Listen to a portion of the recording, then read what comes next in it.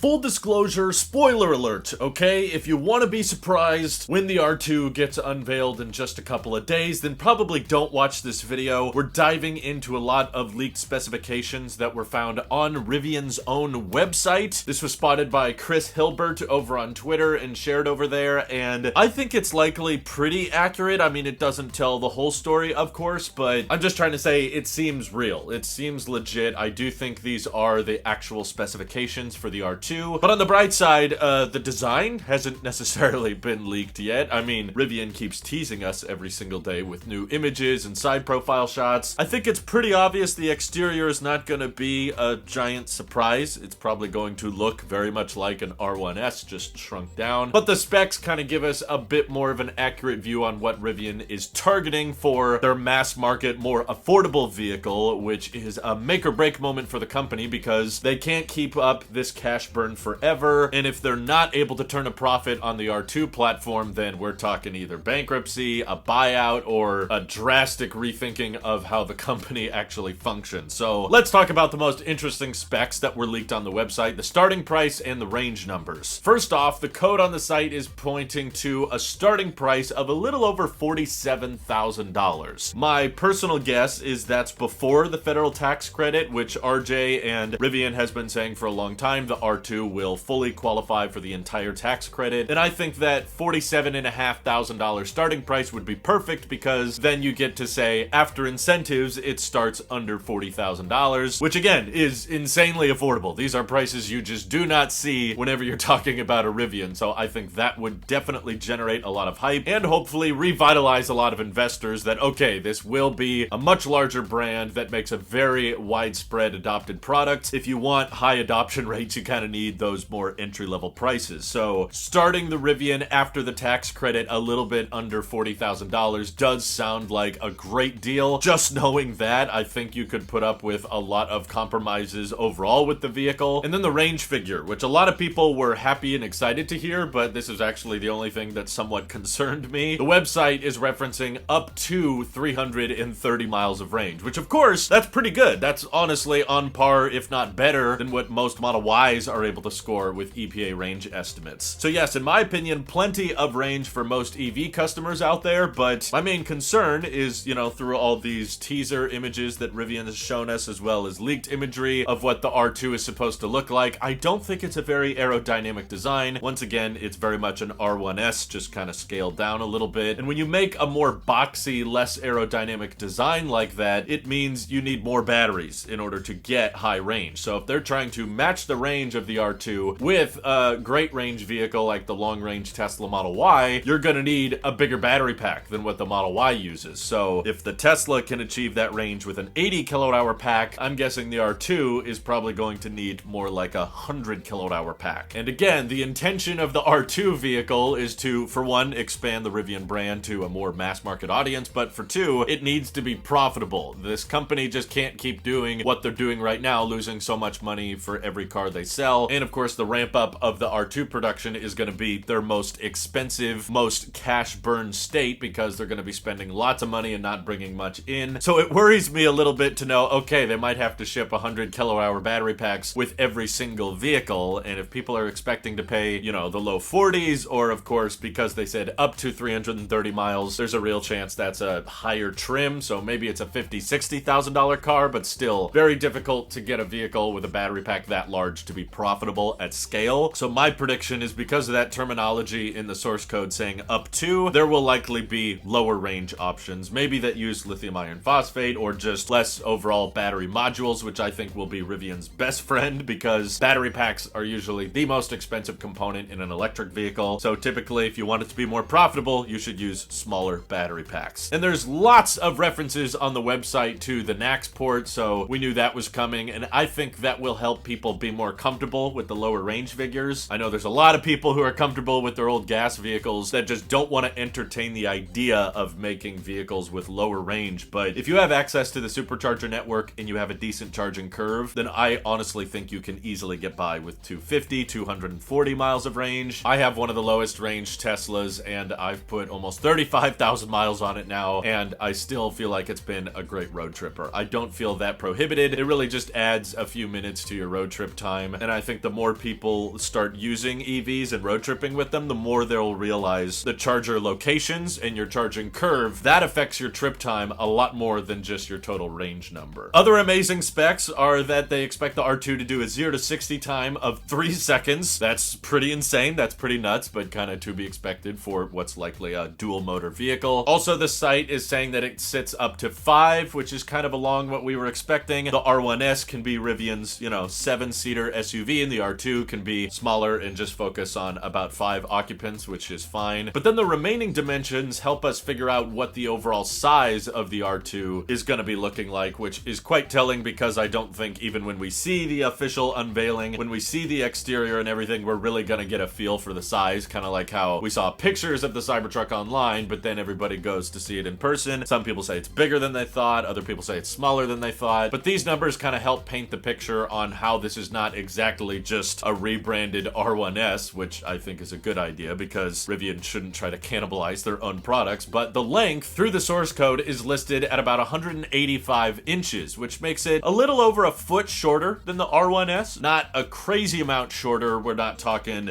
Jeep Wrangler or Ford Bronco levels of short, but definitely shorter noticeably than the R1S. Chris also found that the wheelbase was sitting at around 115 inches, so wheels also should be a little bit tighter together than the R1S. And probably the most interesting metric to me was the height. I didn't expect it to be as short as it ended up being. At least on the website, it's claiming to be about 66 inches tall, which is, close to a foot shorter than the R1S. And also keep in mind, R1S and R1T have air suspension that can adjust, so they have variable heights, whereas the R2, we're pretty confident, is going to be a coil suspension. So a lot of the ground clearance and height numbers are not going to be as much of a variable with the R2 as they are with the R1. And while some people might be turned off by that lower height because it is quite a bit shorter than a lot of other off-roading vehicles people are used to, I think that's personally a great move because at the end of the day, especially when you're trying to win a margins game, your efficiency is going to mean everything. And the lower your frontal area, the less overall air you have to displace. We're pretty confident the R2 is not going to have a very great drag coefficient given its more boxy design. I say you need to take some efficiency gains wherever you can, and height might have been a good one, especially because a lot of people are probably going to put roof racks and accessories on the top anyway. So get it as short, get it as slim as you can so that you're displacing less overall air, and hopefully the R2 is their overall most efficient vehicle. And if they're able to achieve, well over 3 miles a kilowatt hour, that should allow them to not use so many big battery packs in each vehicle, which helps with their bottom line, helps with the profitability. But yes, of course, that will come a little bit at the cost of its off-roading performance, which, I know a lot of people that have bought Rivians that never actually take them on that treacherous off-roading adventures. They just like the look and they just like that they have the option to, but they don't do any kind of rock crawling in Moab, especially because it's such an expensive vehicle. And you'll notice that with some of the other leaked specifications as well, with the ground clearance being around 10 inches. That's more on the lowish end comparing to the ground clearance of the R1T and R1S, which of course have off-roading modes and air suspension that will go up and down. 10 inches is a bit more standard for a coil suspension vehicle that's also trying to have some off-road capabilities. Definitely much better than a Model Y, that's to be certain. And the approach and departure angle is looking at around the 26 degrees variant, which is certainly a bit of a decline from the R1S vehicles, but again, you gotta cut some corners somewhere, and I think the variable air suspension in the R1 vehicles is amazing and state-of-the-art, but it is very complicated and it is very intricate, which likely results in the vehicle costing a lot more to manufacture, and there's a lot more complexity to the assembly line. So R2 is going to be all about cutting those costs, making it more simple, making it more scalable, and that's where some of the compromises are going to be found. But overall, I think the main thing I'm going to be interested in with the unveil is what the interior design looks like. The exterior, I don't think from the teasers we're seeing is going to be that mind-blowing. It's pretty much going to look exactly how we all expect a Rivian to look, just a little bit smaller. But I hope Rivian is going to be focusing more on how do we make this scalable and manufacturable, and that gets talked about a lot more at this event than just its off-roading capabilities, which I'm sure will be pretty good for a vehicle of its class. But I also have this feeling, based on the specs that we're seeing on the website, that we're not going to get the whole story at the R2 unveil. I'm pretty confident that they're going to say it starts at around $47,000 before tax credit, and then it goes up to 330 mile range, but I do not think the